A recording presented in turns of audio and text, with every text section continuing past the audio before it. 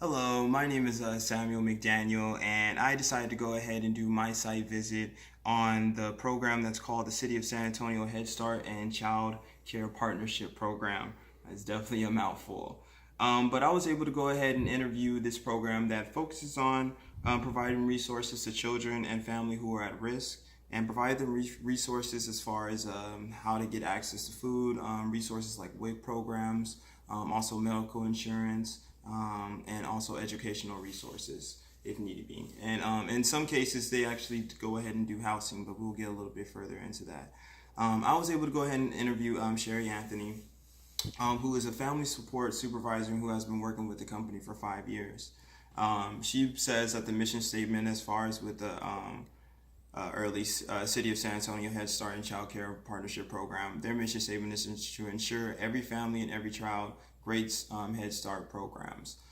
This is a company that focuses more on the quality of their services, and that's how they actually think that their program is more successful based on the quality.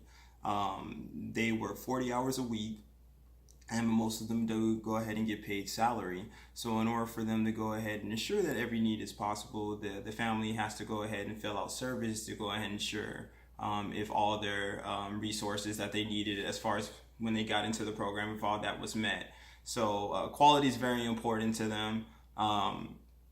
They have to go ahead and get to try to know the client. They have to definitely be proactive as far as trying to get stuff done for the client if they need them. But this is definitely something that focuses more on empowerment the client as well, with the family, to give them the resources that they need to go ahead and better themselves as far as their life, and also better their support system that they need within their family. This program focuses on the age group for the children as far as from 3 to 5. The city of San Antonio is definitely very involved as far as with local businesses like Food Bank.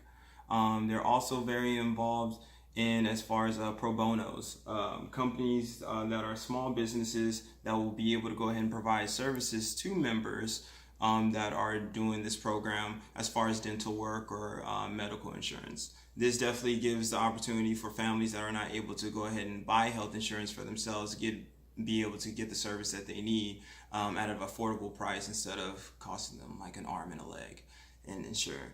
So basically, the professionals that work here are going to be teachers, nutritionists, behavior counselors, social workers, and custodians. The type of education that you will currently need as far as to go ahead and be a part of this program, or to work for this organization, I'm sorry, is you would have to have a bachelor's degree in education, a bachelor's degree in sociology, psychology, or a master's degree, of course.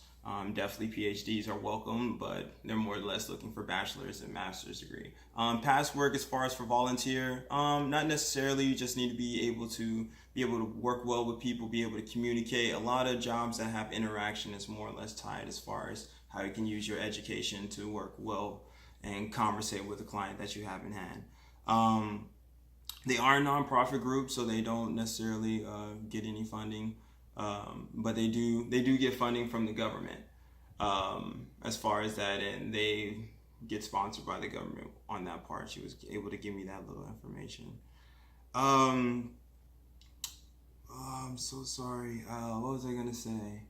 Partnerships that they have here in San Antonio and sponsors is going to be UIW, Trinity St. Mary's, Food Bank, and United Way. Mrs. Anthony didn't really have anything to necessarily tell me of anything that was bad. She just said that in this profession, you definitely have to be open-minded and flexible to everybody's needs, and you have to be willing to go ahead and see the world how everybody else views it differently, because it's definitely a different world when you don't have the resources and people don't necessarily know. The demographic that she deals with is African Americans and Latinos.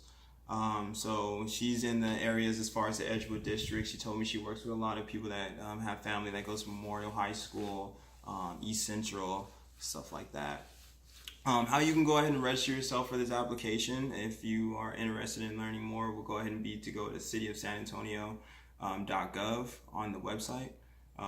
They have options as far as how you can go ahead and start, and it's mostly going to be personal identification check on your background, and then actually have you put in your information as far as what resources that you need help with too.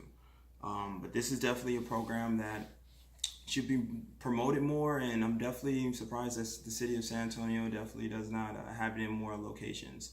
This is definitely more to the east and south side and west side of San Antonio. But other than that, that was pretty much it as far as my interview. It was definitely a very good one, an insightful one.